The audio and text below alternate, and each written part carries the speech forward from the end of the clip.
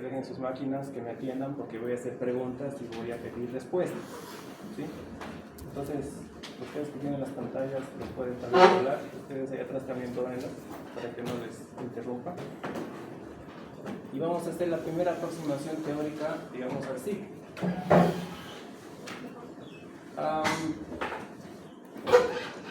Es bueno siempre empezar con una matemática. Entonces, el 80% de toda la información que se produce está georreferenciada. ¿Qué significa que está georreferenciada?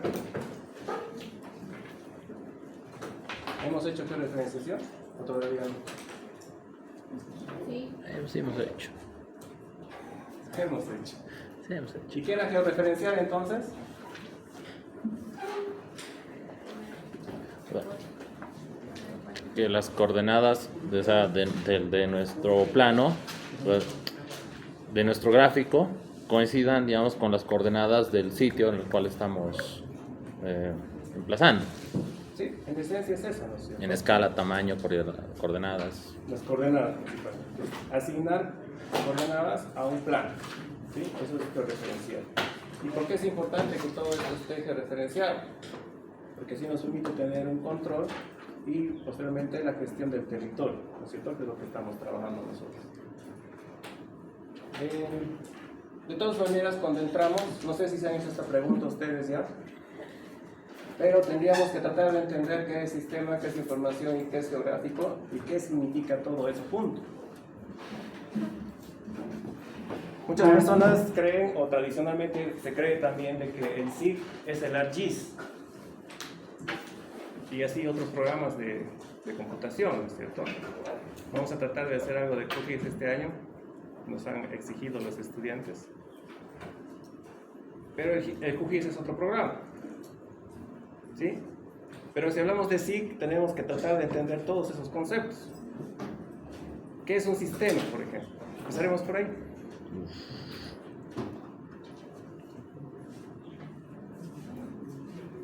¿Alguien conoce un sistema? ¿Algún sistema? Un sistema podría ser un método de control. Por ejemplo, en las tiendas tenemos un sistema de cobro, de la suma de total y del recibo. Y todo ese proceso es del sistema que lleva a la tienda. Sí, qué difícil, pero... Sí, bueno, un sistema tal vez un sistema contable, ¿no? Pero ¿cuál es el sistema más fácil que nos acordamos? Ya no un sistema de información gráfica, cualquier sistema. Nervioso. El sistema nervioso, el sistema solar, ¿no es cierto? ¿Y qué tiene un sistema entonces? Si hablamos del sistema nervioso, tiene nervios, ¿no? Y el sistema solar tendrá soles también, ¿no? No, pues tiene componentes de algún tipo. En el sistema nervioso obviamente están, qué sé yo, las neuronas, las células nerviosas, impulsos nerviosos, generación de energía. En el sistema solar están los planetas, las órbitas de los planetas, el Sol, qué sé yo. Entonces un sistema tiene que tener ¿qué? Componentes. Elementos. Sí, elementos, componentes. Y esos elementos tienen que estar trabajando de alguna manera. ¿O acaso Júpiter está flotando por aquí, Marte más acá, la Tierra dónde está? No, no es cierto, tiene que haber cierto tipo de armonía, igual que el sistema nervioso, para que nosotros sintamos alguna sensación de calor, frío, sabores. ¿No es cierto? Nuestro cerebro trabaja a través de impulsos nerviosos que son creados en el lugar donde se hace la afectación. Entonces, esos elementos, esos componentes están, ¿qué cosa? Están trabajando entre sí, están relacionados entre sí, ¿no? Pero además, por ejemplo, ¿cómo sabemos hasta dónde llega el sistema? ¿Cuál es el límite del sistema nervioso? Si yo toco esta mesa, ¿la mesa podrá sentir por mí? Entonces, ¿cuál es el límite? En este caso, sí, la mar, ¿cierto? En el caso del sistema solar, ¿cuál es el límite? ¿Cuál es el límite del sistema solar? La órbita de los planetas. La órbita, sí. ¿De cuáles planetas? Si Mercurio es el primer planeta, ¿no? El que está más cerca al Sol. Sí. Mercurio, Marte y... no, Mercurio, Venus. Mercurio, Venus, la Tierra. A menos que se refiera a Plutón. Plutón es el planeta más externo, ¿no es cierto? Plutón. ¿Sabían que a Plutón lo sacaron de la lista de planetas un tiempo? Sí. No sé, jefe, todavía juega. ¿No? Lo han vuelto a meter. No sabía. Estos físicos ya no saben qué cosas hacer, ¿no? Es que hubo protestas. Sí, claro. Pero también habían razones fundamentales para... Pero entonces, ¿cuál es el límite? ¿Es el planeta como tal? ¿La órbita como tal? ¿O cuál es el límite del sistema solar? ¿O la gravedad del último... No es la gravedad. Cuerpo. de la última órbita? Posiblemente sea esa, ¿no es cierto? ¿Sí? Entonces tiene que tener también, un sistema tiene que tener un límite. Siempre les digo esto a mis estudiantes, cuando yo aprendí lo que era un sistema, el profesor nos hacía repetir de memoria, un sistema es un universo delimitado artificialmente con fines de estudio. Esa era la cosa. Que tiene componentes, esos componentes están relacionados y que además tiene un límite. ¿Sí? En nuestro sistema, ¿cuáles serán los elementos del sistema de información geográfica? ¿Este será un elemento? Sí. Puede ser, ¿no? Puede ser, sí. Vamos a ir viendo eso en la clase. Ahora, ¿qué es información? ¿Cuándo estamos tratando con información?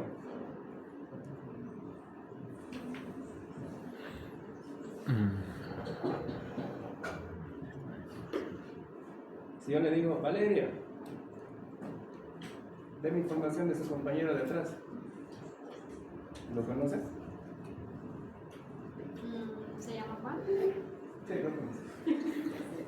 Pero, si me dice que se llama Juan, ¿me está dando información o me está dando un dato? Un dato, no es información que yo te digo. Porque ya, Valeria también puede decir, mi compañero Juan es mi compañero, también compartimos otras materias como ser tal, lo he conocido en la anterior clase, bla, bla, bla. Eso es información. Entonces hay un elemento de interpretación del dato. ¿Ok? Entonces cuando trabajamos con información nosotros estamos, ¿qué cosa? Interpretando datos. Interpretando. Si yo les digo que la universidad está catalogada con el uso del suelo educativo, no hay eso, ¿no? Pero así está en el plan rector de la alcaldía. Es un dato y nosotros ¿cómo interpretamos? ¿Es correcto o es incorrecto?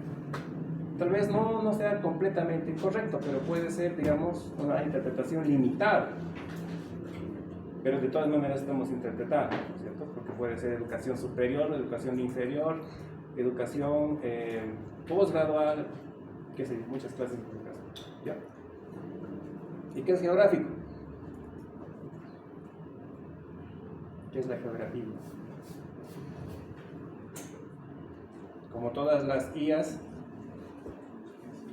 es una ciencia, ¿no es cierto? Que estudia la Tierra, sus variaciones y la forma de interpretación gráfica. No sé si han escuchado, pero hay un congreso de geografía en La Paz, ¿vale? Sí. ¿Usted lleva un trabajo? ¿Perdón? ¿Está presentando un trabajo? No, solo sí. Muy bien. ¿Alguien está llevando trabajo? Deberíamos haber hecho trabajo, ¿no? Pero es que también es mala fecha, pues abril, debía haber sido en septiembre, octubre, ahí podríamos haber hecho algo. Yo estoy llevando un trabajo, ¿ya? Así que vamos a ver por ahí. ¿Para qué sirven estos congresos? Sirven para muchas cosas, pero la idea es que ustedes vean avances o vean trabajos de otros estudiantes, de otros colegas, de otros profesores. Y no solamente con los que les damos acá ustedes estén metidos. Abrir un poco también sus mentes. Entonces, lo que procede es interpretar qué significa todo junto. Información, gráfica, sistema. Aquí hay definiciones. No las voy a leer, no, porque mucho tiempo. Pero aquí hay una especie de ciclo de trabajo del ciclo. ¿Dónde empiezan estas funciones? Son funciones. Entre ciclo, funciones, elementos que tienen. ¿Dónde empiezan? ¿Dónde creen que empieza? Cuando se ve un ciclo, cualquier ciclo, el ciclo de la vida, el ciclo del carbón, qué sé yo, siempre hay que preguntarse dónde empieza o dónde podemos nosotros empezar a analizar su inicio. ¿Dónde empieza?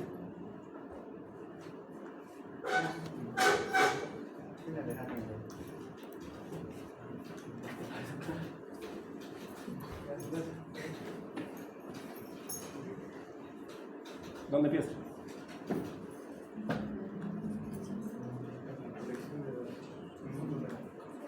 En el mundo real.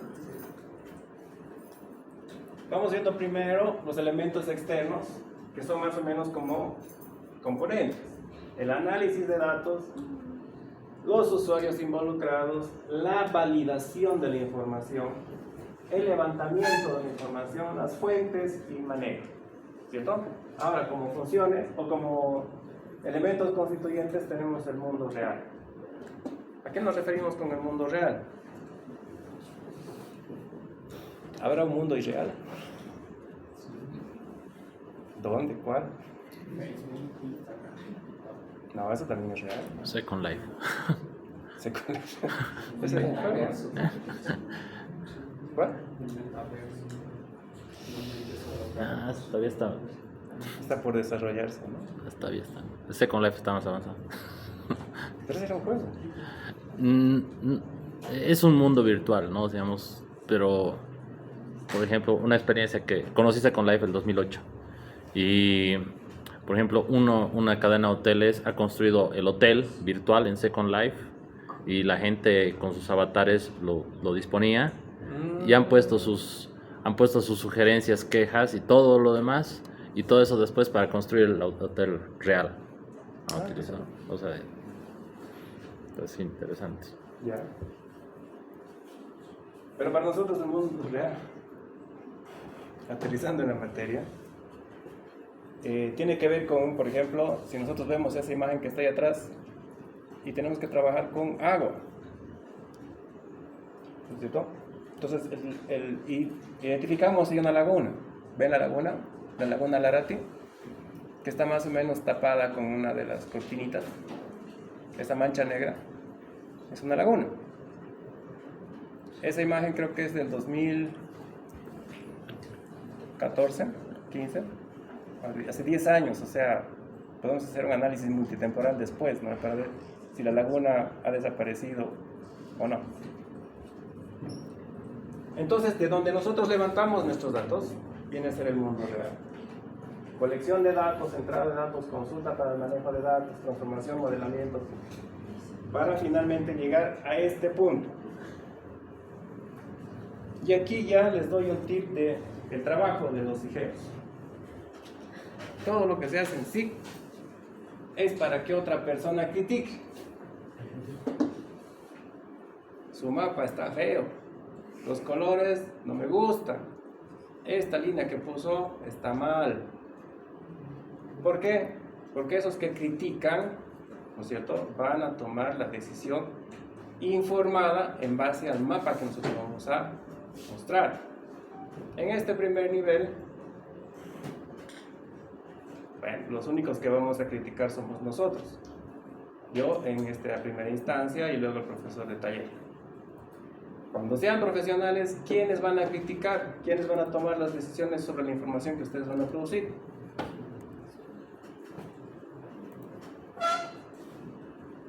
¿Quiénes creen? Su jefe, ¿no? Que puede ser otro colega, que puede ser un ingeniero civil, que puede ser un agrónomo, que puede ser también un arquitecto, y que generalmente no va a saber sí, pero va a tener el poder de tomar una decisión con este mapa. Entonces el mapa tiene que estar bien hecho, tiene que tener lo que el mapa debe tener y decir lo que el mapa debe decir. Ahora, cuando les preguntaba dónde empieza este ciclo, realmente no importa dónde, sino importa dónde nosotros podamos entrar a trabajar en este ciclo. Colección de datos. ¿Cuántos de ustedes han hecho encuestas en el censo? ¿Y les han dado los 30 pesos de crédito? Todavía no. Y dicen que es 20. No, 20 del viático. Y aparte de los 30 pesos. Son los 20. Y eso queda por ahí. Hay quejas hasta de eso, ¿no? Se queja la gente. Digo, hacen males. Entonces, esos datos del censo, por ejemplo, que han colectado sus compañeros, entran en este punto del proceso del trabajo con el SIG. ¿No es cierto? Más adelante, cuando ustedes se desarrollen profesionalmente y ya no solamente tengan jefes, si ustedes lleguen a ser jefes, ustedes van a tomar las decisiones. Vamos a nosotros trabajar entonces en esta entrada de datos y posiblemente en esta colección de datos, aunque yo les paso casi todo. Y algo de transformación y modelamiento, ¿ya? En la última parte. Esto sí es importante, ¿ya? Esto es lo que permite hacer un ciclo: lectura, edición, almacenamiento y, en términos generales, gestión de datos espaciales. Entonces, después de esta clase, y les preguntan qué hace un ciclo, ¿qué van a responder ustedes? Lectura, edición, almacenamiento y términos generales. Gestión No. de datos. Otra vez, Juan. Gestión de datos especiales. Eso hace un ciclo. ¿No ve? Claro, y la persona que les pregunte va a quedar más intrigado todavía, porque va a preguntarles después, ¿y qué es gestión? Y gestión es todo, ¿no? Cuando yo hice esa pregunta, ¿qué es gestión? Ya, gestión es todo. Así, hasta como la llaman, gestión es todo. Como si fuera Jerry, ¿no? Gestión es todo. ¿Pero qué es gestión para nosotros? Ahora sí, lectura, edición, almacenamiento de datos. No hay todo esto que podemos ver. Lo importante también para nosotros es que genera información, genera resultados más bien de esa información, que están representados principalmente en mapas, pero también en informes, en gráficos, en tablas, y que eso podemos poner.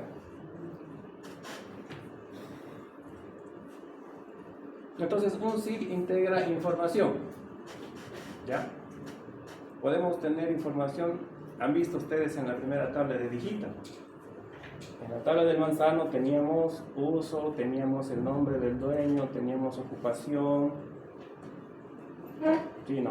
Luego en las calles teníamos la calzada, el tamaño, la infraestructura. Entonces integra información. Podemos nosotros meter mucha información en una tabla para hacer un tipo de representación.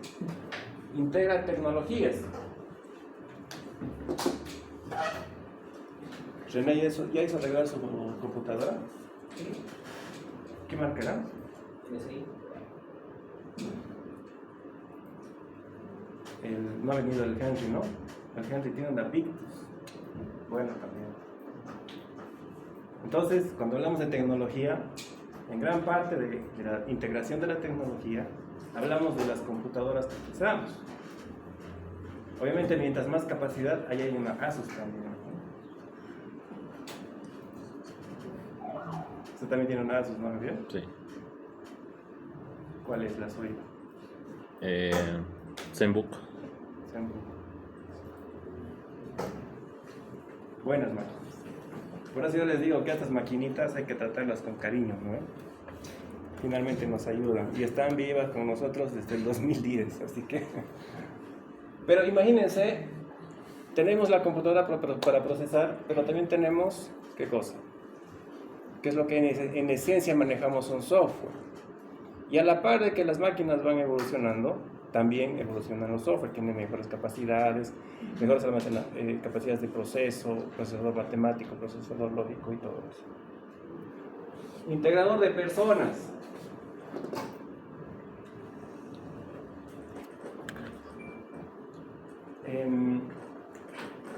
Cuando se empezaron a titularizar las primeras promociones de la carrera, había títulos así de tesis como Planificación Territorial del Municipio de Arvieto. Era una tesis de 2 compañeros. Y yo le preguntaba al docente de taller, ¿puede haber un trabajo de titulación en planificación territorial hecho por 2 personas? Claro, desde la lógica, por ejemplo, de la academia que hay que producir el documento, puede ser. Pero en este nivel, por ejemplo, ¿ustedes ya han aprendido a hacer herramientas de planificación? ¿Alguna? Aunque sean las guías de ordenamiento territorial, ¿han visto? ¿Sí, no ven? ¿Todo bien?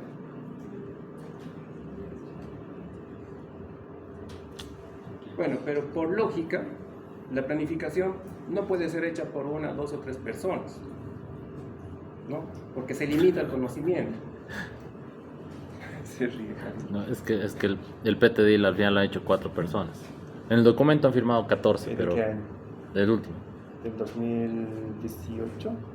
No, 2015. No, este último, el 2022. Ah, ya, porque había uno del 2015 que hizo una persona, que es docente aquí. Sí. ¿Sí? Entonces, como la planificación no puede hacerse por una sola persona, entonces ya de lógica nosotros tenemos que integrar más personas. Y van a ir viendo ustedes cuando vayan avanzando en la carrera, hay compañeros que están orientados, por ejemplo, un poco más al urbanismo. Hay compañeros que se orientan un poquito más al medio ambiente. Sí, eso es de lógica, ¿ya? Porque la carrera más o menos tiene esas 2 salidas. De todas maneras, se integran más personas desde el punto de vista que se puede mejorar la información, la calidad de la información, mientras más profesionales se integren. ¿Sí? Por eso aquí viene también el concepto de, qué sé yo, investigación interdisciplinar. Y también es integrador de teorías y fundamentos, ¿no? Entonces pueden ver estos elementos que están acá desde este punto de vista. Esto es un cacho avanzado para nosotros y realmente son temas de posgrado. Esto se hace con la geodesia. Este es un poco más entre urbanismo y sociología, antropología. Esto ya es tecnología básicamente y bueno, puede integrarse con prácticamente todo el sitio. Esto es importante, ¿sí? Entonces, todos estos elementos pueden ser explicados por decir. Localización, condición, tendencia, rutas, pautas y modelos. Este es un tema que yo lo tengo pendiente aquí en la carrera. Lo tengo pendiente porque es chistoso. He podido hacer un trabajo de tesis en la maestría, pero no en la carrera. En la maestría hemos calculado rutas de transporte, por ejemplo, de transporte pesado, de carga y de transporte de pasajeros entre Chiñata y Cipecito, antes de que terminen el túnel el túnel del agua. Entonces era un trabajo bien interesante donde había rutas que podían ser tomadas tanto para el transporte de carga y el transporte de pasajeros. Pero aquí en la carrera, como nos exigen que hagamos planificación, entonces hay personas que no están de acuerdo con ese tipo de trabajos. Pero bueno, podemos ver más adelante.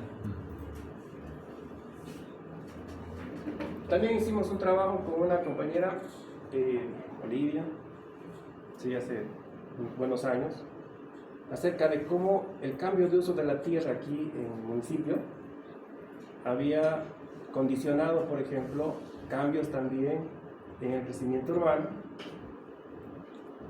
y en procesos de contaminación, tanto del río Rocha como por contaminación de residuos sólidos, para justificar un poco el botadero de Caracas. Entonces, si se tiene una buena idea de investigación, el SIC puede darnos un apoyo bastante bueno. Bueno, este es un gráfico que lo manejamos porque está en el texto, los componentes de un SIG. Tenemos al personal, tenemos procedimientos, tenemos datos, tenemos el hardware y tenemos el software. Básicamente son 5 los componentes que se conocen de manera tradicional. Ya. En los años 70, 80, cuando se ha definido lo que era el SIG, han dicho, bueno, estos son los componentes. Ha transcurrido el tiempo y se ha visto que también hay otros elementos que pueden ser componentes del SIG. Por ejemplo, la percepción remota, el diseño computarizado, manejo de bases de datos y la cartografía digital. Estos ya están relacionados con los productos que se van a dar, ¿ya? Al año hay en SIG 2 van a trabajar con esto bastante, con percepción remota, que tiene que ver con las imágenes satelitales. Esa imagen que está ahí atrás, les hago ver de rato en rato, es una imagen satelital montada sobre un modelo 3D. Luego, la cartografía digital básicamente es todo lo que hacemos en la computadora, ¿no es cierto? Produciendo mapas, produciendo información. Y la base de datos es la base de la cartografía digital. Campos de estudio. Cambios que sufre la corteza o la superficie terrestre. Cambios naturales, cambios inducidos, cambios mixtos.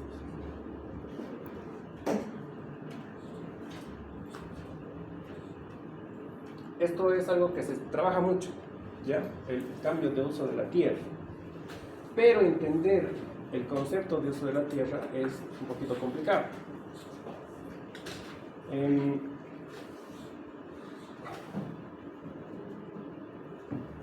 Quien induce estos cambios básicamente es el hombre.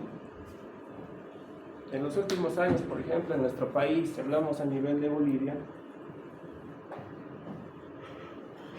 ¿cuáles serían los agentes de cambio más intensos que hemos tenido? De campos agrícolas a residenciales. O sea, ¿cómo resumimos eso? Reducción de eso. Áreas agrícolas. El incendio de los Chiquitanía. Ya, sí, los incendios. O expansión sí, del área urbana. Expansión del área urbana, pero el área urbana se expande realmente.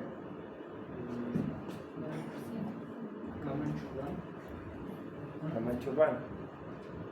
Bien. Veremos dos elementos entonces, así rapidito. La expansión urbana y la agricultura también se expande, pero y produce los incendios. O sea, han demostrado, ¿no es cierto?, que los incendios desde aquí al frente, en el Parque Tunari, hasta los que hay en el oriente, casi entre el 80 y el 90% son incendios provocados. ¿Sí? ¿Todos estamos de acuerdo con eso? Ahora, yo les digo, los incendios, bien, técnicamente es la habilitación de áreas agrícolas mediante el fuego. Así se llama. Todos los países en el mundo, todos, Estados Unidos, Alemania, Bélgica, Suecia, todos lo han hecho. Ahora, no quiero decir que porque todos lo hayan hecho esté bien. Y hay una controversia, ¿no es cierto?, que se genera a partir de que yo soy agricultor, tengo 2 hectáreas, pero ahora ya tengo 16 hijos y tengo que mantener a mis 16 hijos, ¿no? ¿Qué hago? Pues tengo que quemar para habilitar más áreas agrícolas y todo eso. Entonces, ¿qué hacemos con un gringo que viene desde Alemania y me dice no quemes porque allá en Alemania hace más calor? O sea, hay muchos conflictos de intereses, ¿ya? Pero ¿cómo sabemos cuánto se ha quemado, por ejemplo? ¿O cómo sabemos dónde se han originado los incendios? Hay técnicas de mapeo, ¿ya?, donde se identifican las áreas donde ha empezado el incendio, inclusive se pueden ver las manchas y todo eso. Todo eso es a partir del sitio. Y como tenemos una visión, un cacho muy forzado al urbano, y yo lo critico esto, ustedes, los chicos del año pasado saben. Entonces no tenemos, digamos, un método de análisis que pueda ser válido para luego hacer trabajos de investigación en los talleres. Y solamente viendo, por ejemplo, los incendios que hay aquí en el Parque Tunari, se pueden definir planes de manejo. ¿Han escuchado los planes de manejo? Un plan de manejo de parque es un instrumento de planificación, ¿o no? Otro que viene a dejar cosas.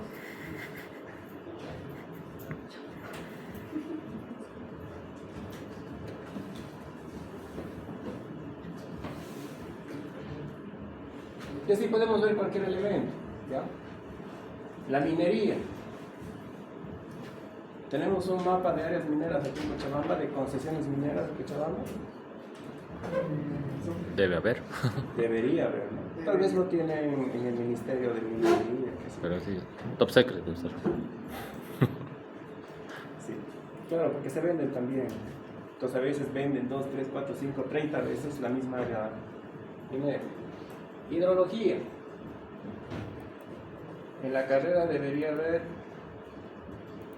algo de hidrología. No hay nada, salvo una clase que les da en CIC 3, creo, el arquitecto Prado, para delimitación de cuencas. Toda la planificación que se hace en Europa, toda la planificación de Europa, desde Alemania hasta España, Francia en el sur, viniendo por este lado Austria, Polonia, todo eso, Ucrania, todo eso se hace en base a hidrología, a manejo de cuencas, porque cuando se inunda Europa, no se inunda pues como aquí no ve Esquilán, qué sé yo, sino que se inunda la mitad de Alemania, la mitad de Bélgica, la mitad de Holanda, porque además Bélgica es un puñete, creo que es del tamaño del Chapare, ¿no? Sí, es chiquitito.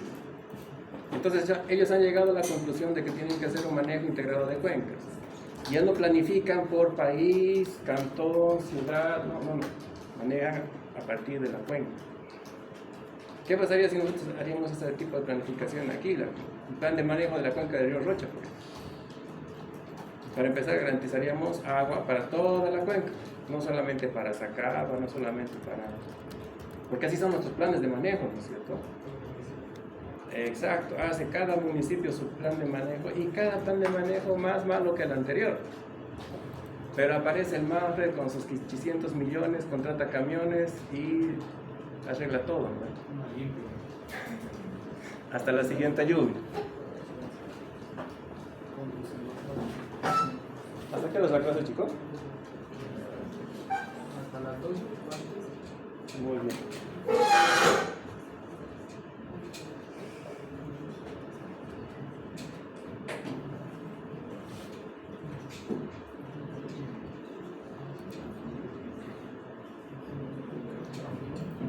Entonces, en el SIC, lo que se hace es ver estos problemas como dimensiones o como fenómenos de la naturaleza, ¿ya?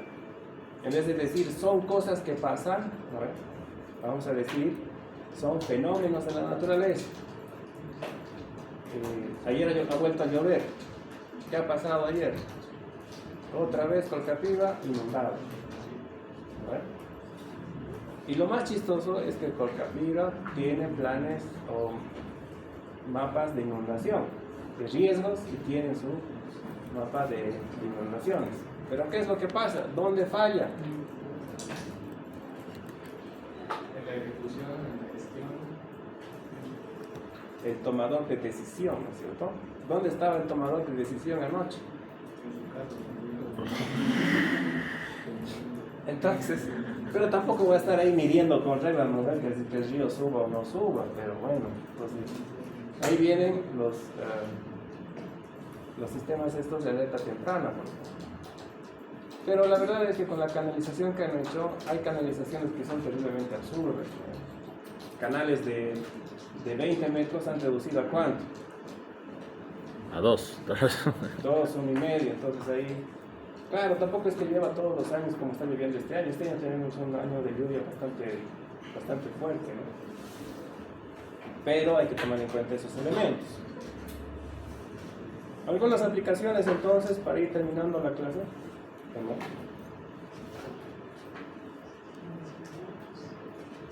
el catastro que van a llevar el próximo año, ¿no? Es una aplicación del SIC, planificación de uso de la tierra también, frente a cambios.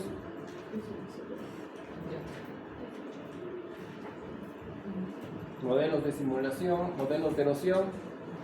Este vamos a hacer nosotros este año, modelo de erosión vamos a calcular. Aplicaciones institucionales, como les decía, sistemas de alerta temprana. En este caso es de seguridad alimentaria. Eso tampoco hay en la carrera, ¿no? Seguridad alimentaria. Creo que no.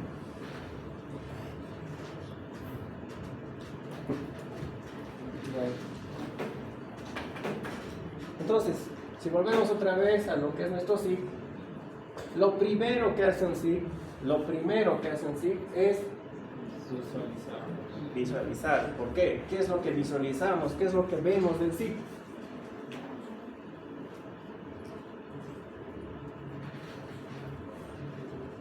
¿Qué están viendo ya?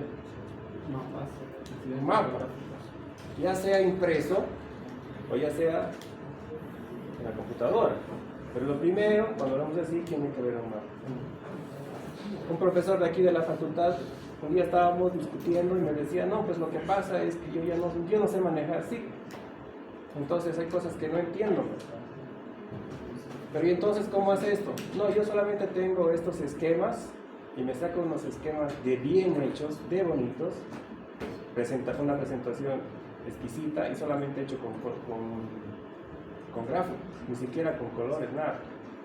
Y tenía un pequeño distrito de Sacaba, creo que era el distrito 4, con sus manzanos, con sus calles, con toda la infraestructura que tenía en cuanto a parques, zonas de equipamiento, y era un mapa excelente. Lo único que no tenía eran coordenadas, tenía norte, tenía esta leyenda. Y él me decía, el profesor mayor, que no sabía hacer SIC. Entonces yo le explico de que el primer elemento del SIC es visualizar, el segundo es organizar. ¿Por qué? Porque tiene que haber una estructura, tiene que haber un orden. Entonces no puedo tener yo mi mapa de manzanos sobre mi mapa de calles ni sobre mi mapa de áreas verdes, no. Tiene que haber un orden, una organización. Tienen que estar integrados de manera que puedan responder a algo de las superficie de la Tierra. En algún caso va a analizar información. Lo que él quería ver era algunos lugares para incluir algún tipo de infraestructura en áreas que no habían sido todavía ocupadas. Y en un paso posterior modelar.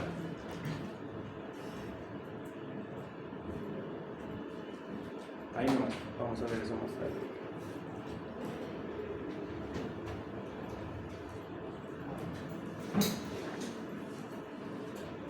Esto ya hemos visto un poco, que básicamente un dato es registro de un hecho o información, ¿no? Pero los datos espaciales además contienen valores de localización. ¿Y cuáles son esos valores de localización para nosotros ahora? Las coordenadas, muy bien.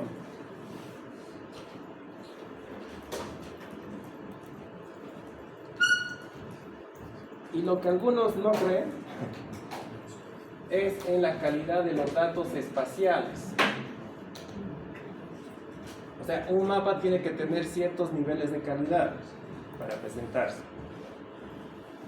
Cuando yo empecé con esto, año 2005, teníamos por norma los que hacíamos mapas cobrar $50 por mapa. Éramos pocos. Ahora creo que cobran 35 bolivianos, ¿cierto? Pero los primeros mapas que hice me rechazaron porque no tenían ciertas cositas que demandaban. Además, él que quería los mapas eran unos mapas de riesgo, de helada, de vegetación de incendios para el municipio de Misque, y era una fundación. Y la fundación tenía preguntas y decía, esto más, ¿qué puede pasar? Y si pasa esto, y entonces. Y claro, como uno tiene contrato, dice, cuando nos atenemos al contrato, o si quieres más cosas, te va a costar más. Pero bueno, esa es una negociación posterior.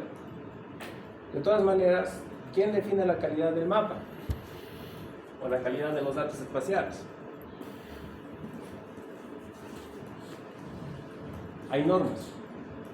Hay normas para producir el mapa, pero la calidad del mapa la va a definir quién les va a pagar. En este caso, en nuestro caso, ahorita, el que va a definir la calidad voy a ser yo. ¿No es cierto? Porque además les he dicho, un mapa tiene que tener esto. Requisito estaba escrito. Y eso tenemos que poner en todos los mapas, a partir de ahora, mapa que hagan tiene que tener todos los elementos. Habíamos hablado también un poco de la información.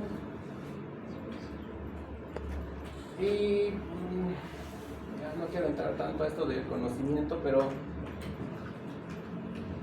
la información nos va a llevar a cierto nivel de conocimiento, a cierto tipo de conocimiento. ¿Ya? Si hacemos un mapa, por ejemplo, de vegetación de Cochabamba, no, tal vez no algo más específico, un mapa ¿de qué? De árboles. ¿Cuencas? ¿Cómo? ¿Cuencas? No, quiero algo más chiquitito.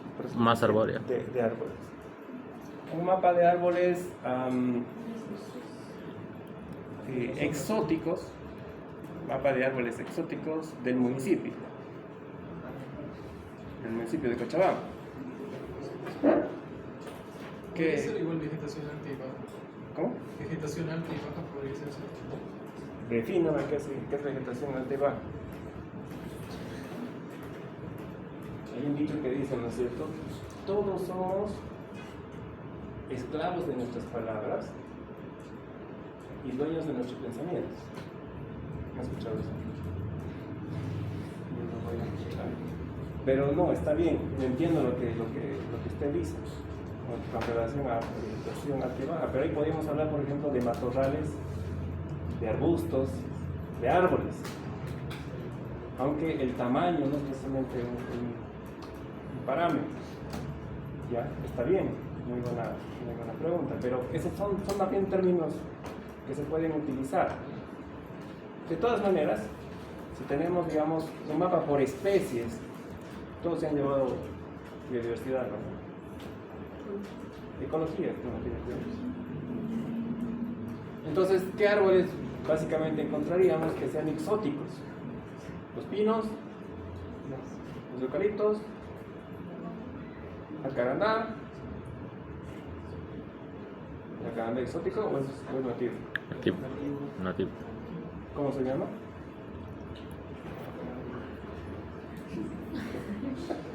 Jacarandá mimosifolia se llama.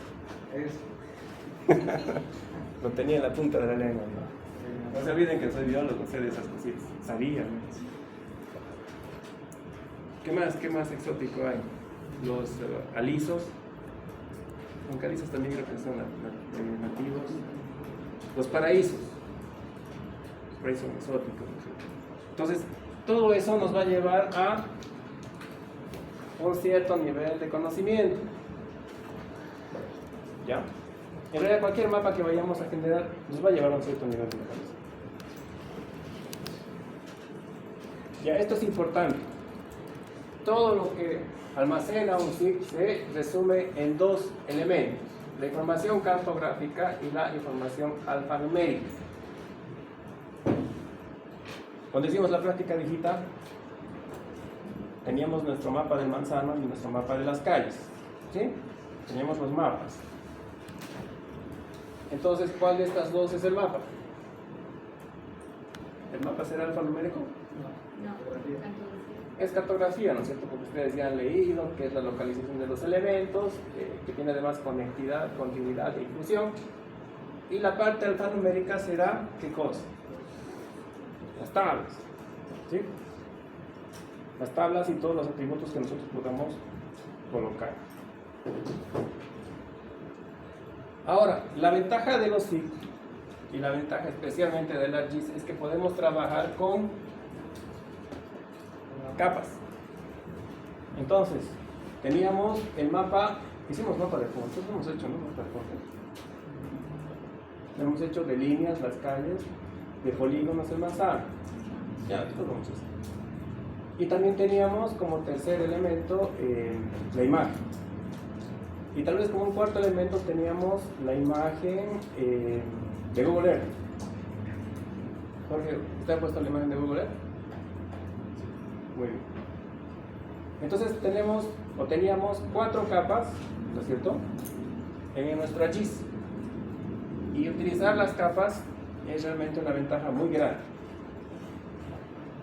La primera vez que yo hice un curso de SIG, nos llamaba GIS, se llamaba ArcView. ¿No he escuchado alguna vez del ArcView? Era la primera versión que sacó. Y creo que sacaron hasta las 7 algo, no me acuerdo. Antes de eso, llegó un profesor holandés que tenía así como un maletín de madera y nos iba a mostrar mapas producidos de un parque en Holanda, que tenía su partecita boscosa, que tenía un pequeño drenaje con un lago chiquitito y cosas así. Y utilizaba un proyector de acetatos. ¿Todavía utilizan en la carrera proyector de acetatos? Ya no. ¿Algún docente no les ha dado con proyector de acetatos? La cosa es que era una caja que tenía un foco por abajo con una especie de pantalla, ¿no? Y la pantalla proyectaba la pared. Entonces lo que se hacía era colocar un acetato y el acetato podía estar impreso o podíamos dibujar en el acetato. Entonces, por ejemplo, esta clase, en vez de cambiar yo los slides, cambiaba los acetatos. Tenía que haber hecho los acetatos antes. ¿Qué hacía este profesor holandés? Sacaba los acetatos y además se ponía un guante especial. Y con el guante sacaba los acetatos, ponía y veíamos ahí los mapas. Entonces, como estamos viendo acá, ponía el mapa de hidrología, ponía el mapa de uso de suelo, ponía el mapa de bosques y los 3 combinados nos presentaban. Así era el SIG en la antigüedad. No es la antigüedad, ¿no? Son los años 70 más o menos. Hasta el 2000 todavía. Aquí en Bolivia. Hasta... Nosotros inclusive en el clase teníamos unas mesas así gigantes donde se ajustaba el acetato y se definían las coordenadas y se movían. Tenía un plato rotatorio que se movía y a partir de ahí se dibujaba a mano. Locura. Y esas máquinas fueron donadas por Checoslovaquia, un país que ahora ya no existe ni siquiera.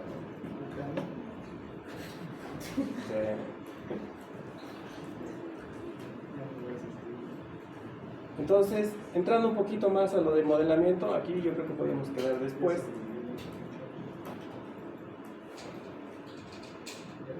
¿Qué es el modelamiento? Vamos a ver más a detalle esto. Pero cuando hablamos de modelo,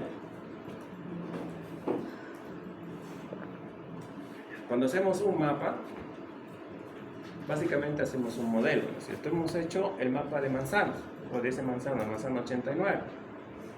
Y ese mapa era un modelo de lo que en realidad pasa en ese manzano. ¿Sí?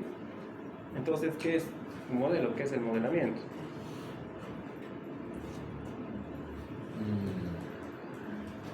Sería como un prototipo, tal vez. Una representación, tal vez. Sí, es una representación.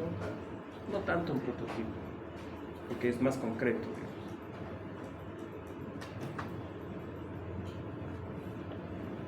Bueno, podría ser, o sea, un ejemplo, dependiendo, digamos, si va a haber una propuesta, por ejemplo, digamos, los otros modelos serían, digamos, como a los cuales serían referentes para que podamos sacar elementos a una propuesta. Ya, pero Sí. ¿referentes de qué? Los referentes pueden ser de situaciones similares, ¿no?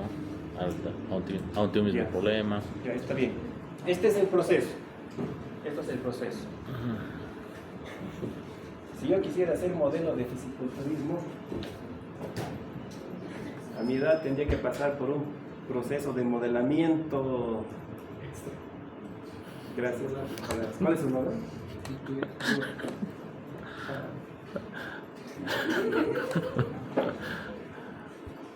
Entonces, el proceso, qué sé yo, que involucre que vaya al gimnasio 8 horas al día, coma pechuga de pollo y arroz, no sé qué, ¿cierto? Va a hacer que luego yo, en un futuro, tenga como modelo un cuerpo de fisiculturista. Si vamos a lo nuestro, habíamos dicho que los modelos básicamente representan la realidad, pero representan una realidad idealizada, la mejor realidad que nosotros podamos representar. Entonces el mapa que hemos hecho de nuestra manzana es la mejor representación de esa manzana que idealmente nosotros podemos crear. ¿Sí? Y el proceso para llegar a ese modelo básicamente es el modelamiento. Primero entonces, cuando hablamos de modelamiento, hablamos de la representación del mundo real. Tenemos que tomar un elemento que queramos representar. Un ejemplo bien claro son, por ejemplo, los autitos a escala que se conocen. Hay unos autos que son exactamente iguales, ¿no es cierto? Entonces, ese es un modelo a escala, ¿no? La representación del auto que nunca puedo comprarme, pero que me cuesta, no sé, pues $20 y el auto cuesta 20.000. Ni las citas de La Paz también son buenos, no son. Los autitos. De La Paz, los de La Paz, aquí son Pérez, ¿no? Los verdes. No, hace mucho que no voy a La Paz, la verdad. Pero son de lata de artista, o sea, realmente hacen un Land Rover, pero muy parecido, o sea, así es. Son muy bien hechos, sí, bien tallados. Yo una vez compré un teléfono, pero esos teléfonos antiguos negros, pero era, y estaba muy bien tallado.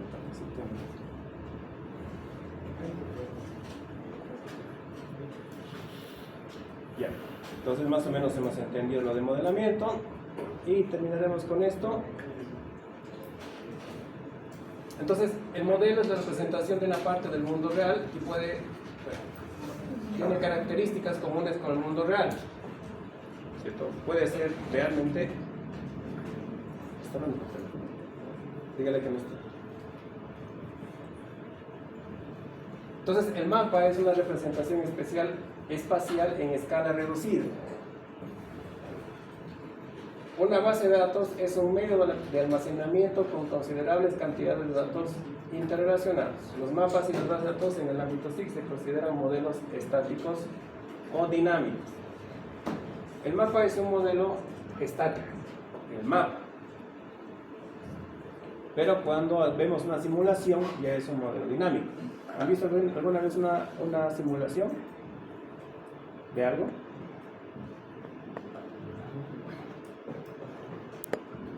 A ver, ¿cuál es la última simulación que yo he visto? Hay una clásica, ¿no es cierto? Que es cuando un niño coloca una semilla en una maceta, le llega y empieza la semilla a germinar, luego crece, florece. Es una simulación en tiempo real. ¿Qué simulación podemos hacer en el SIG? una inundación. La inundación. ¿Han visto? Hay una simulación que han hecho, bueno, no es tan, solo tiene un tiempo, un inicio y un final, pero ya es simulación, del derrumbe que hubo acá en, ¿cómo se llama esa cava? Tiquipaya. Río Taquiña. No, en Sacaba, que hubo, ¿se acuerdan? Ah, es que recién. ¿Qué se llamaba ese lugar? No sé, pero era. Ah, sí, algo de Pámpara, ¿no es cierto? Entonces hicieron una simulación de cómo el agua salió de una de las lagunas, llegó hasta cierto lugar, se acumuló y de ese lugar que se inundó, digamos, se hizo una especie de lama, de mucho barro, llegó más agua y esa agua fue la que empujó para que se dé ese movimiento de masa, ¿no? Entonces, cuando nosotros incluimos el tiempo, se da una simulación y se da un mapa dinámico, se está moviendo, ¿ya? Esto vamos a hacer tal vez cuando hagamos la clase de Google Earth. ¿Han visto los vuelos de Google Earth? ¿Han hecho alguna vez un vuelo de Google Earth? Se traza una ruta y se puede tener una especie de vuelo de dron y se ve, digamos, algunas características. Eso vamos a hacer cuando hagamos la clase.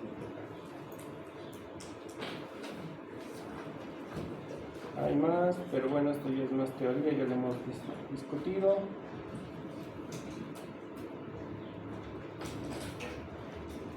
Aquí hay un ejemplo, veremos.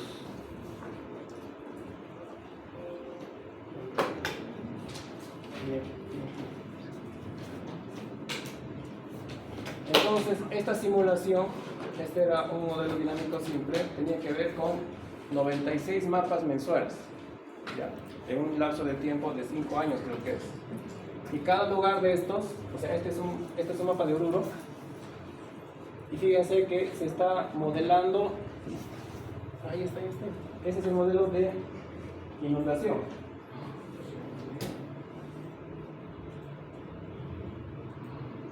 Entonces tenemos el mapa, pero aparte del mapa, ¿qué está sucediendo? ¿Qué está transcurriendo? Estoy inundado. Pero ¿qué está pasando? El tiempo, ¿cierto? Entonces, si a un mapa le damos tiempo, estamos hablando de una Animación. simulación. ¿Ok? Y este mapa creo que era de una ciudad en Bélgica, algo así. Claro, con eso se puede establecer cuáles son las zonas altas, pues pueden hacer evacuaciones. Exacto. ¿Y dónde va a llegar primero el agua? Para colocar muros más altos, para poner defensivos, o alguna cosa así. Y como les digo, o sea, es irónico, la universidad tiene de estos mapas prácticamente para cada municipio de Cochabamba. Hay para Sacaba, hay para Cochabamba, hay para Sipe, para... Está Colcapiro y debajo de Colcapiro está... No, pues Colcapiro llega hasta allá, ¿no? Hay también para Colcapiro.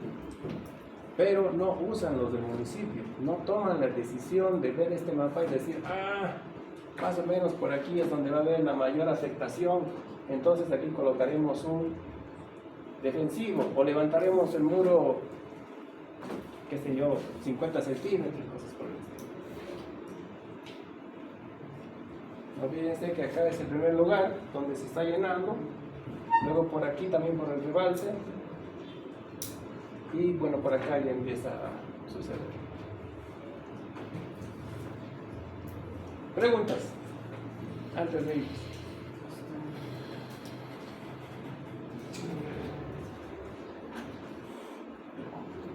¿Nada? ¿Qué calor?